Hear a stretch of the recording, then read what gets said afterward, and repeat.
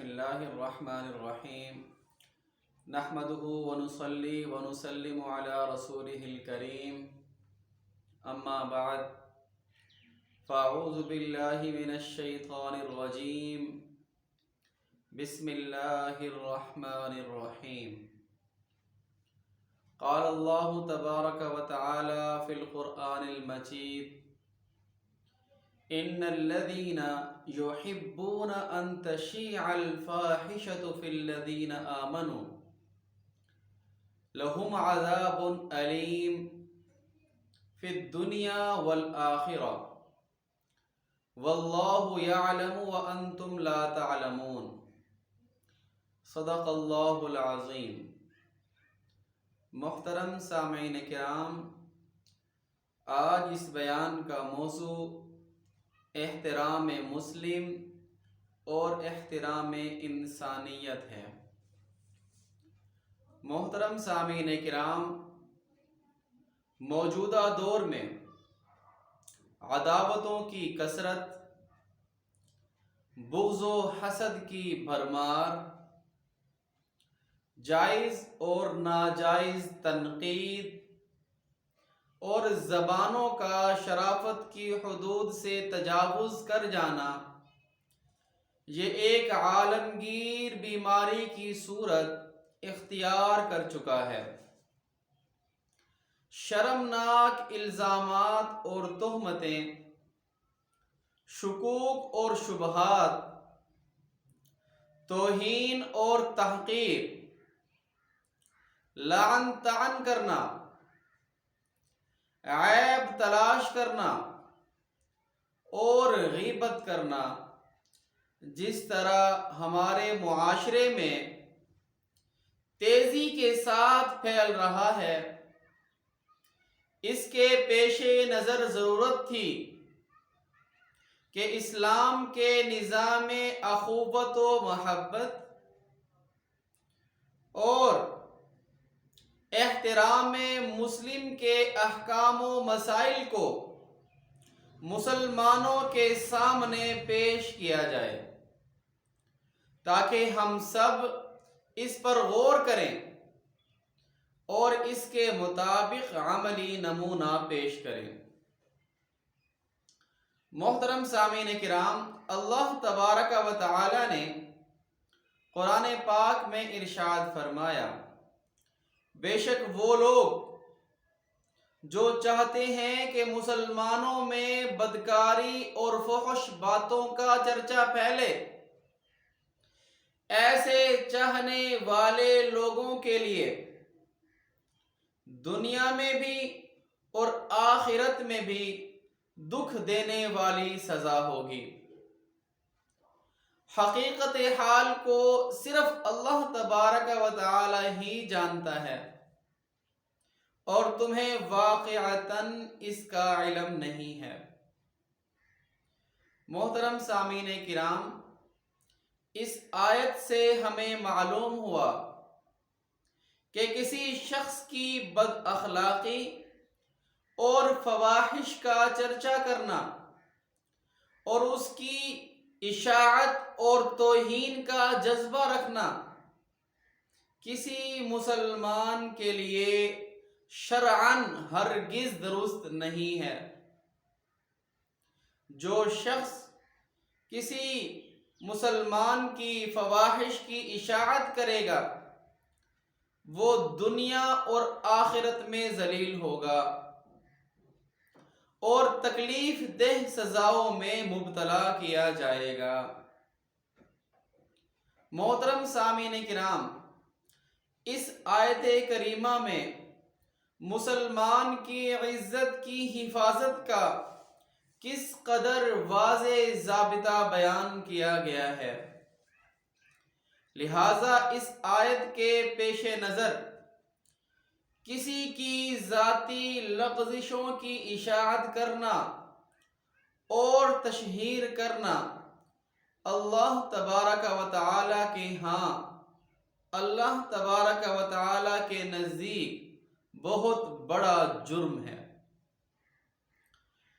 حضرت عبداللہ ابن عباس رضی اللہ تعالی عنہما فرماتے ہیں کہ جب تو اپنے بھائی کے عیوب کا تذکرہ اور اظہار کرنا چاہے تو اپنے ذاتی عیوب پر نظر ڈال لیا کر۔ حضرت امام عطا رحمت اللہ علیہ فرماتے ہیں فحش باتوں کی اشاعت کرنے والے کو عبرت ناک سزا دینا لازم ہے، وہ اس سزا کا مستحق ہے۔ محترم سامعین کرام، شریعت کی اصطلاح میں ذاتی کمزوریوں کو عیوب اور شرعی خلاف ورزیوں کو ذنوب سے تعبیر کیا گیا ہے۔ اس سلسلے میں نبی کریم صلی اللہ علیہ وسلم کا ارشاد ہے اللہم استر عیوبی واغفر ذنوبی، اے اللہ میرے عیبوں کو چھپا لے اور میرے گناہوں کو بخش دے۔ محترم سامعین کرام، اس حدیث سے واضح ہوا کہ عیب جو کہ خلقی مادوں کا ایک اثر ہے وہ پوری طرح انسان سے زائل نہیں ہو سکتا، اس لیے اس کو مٹانے کی دعا نہیں کی گئی بلکہ نفس کے اندر عیب کے چھپے رہ جانے کی خواہش کی گئی ہے۔ اور ذنب یعنی گناہ جو کہ عبدی حرکت کا ثمرہ ہے اور کسب کا نتیجہ ہے، جو کہ ایک پوری طرح اختیاری چیز ہے، یعنی گناہ ہو بھی سکتا ہے اور ہو جائے تو مٹ بھی سکتا ہے، اس لیے گناہ کے ذنب کے مغفرت کے ذریعے مٹانے کی دعا کی گئی ہے، ذنب یعنی گناہ کو چھپانے کی دعا اور درخواست نہیں کی گئی۔ محترم سامعین کرام، ایک حدیث میں ہے کہ نبی کریم صلی اللہ علیہ وسلم نے ارشاد فرمایا اے زبان سے اسلام کا اقرار کرنے والوں، مسلمانوں کی غیبت نہ کرو، مسلمانوں کی فواحش اور شرمناک حرکتوں کی تلاش میں نہ پڑو۔ ایک اور حدیث میں ہے، حضرت انس رضی اللہ تعالی عنہ فرماتے ہیں کہ ایک مرتبہ ہم نبی کریم صلی اللہ علیہ وسلم کی مجلس میں موجود تھے تو آپ صلی اللہ علیہ وسلم نے ارشاد فرمایا کہ ابھی ابھی تمہارے درمیان ایک جنتی آدمی آنے والا ہے، اس مجلس میں جنتی آدمی آنے والا ہے۔ چنانچہ دیکھا گیا کہ حضرت سعد ابن ابی وقاص رضی اللہ تعالی عنہ تشریف لائے۔ دوسرے دن پھر نبی کریم صلی اللہ علیہ وسلم نے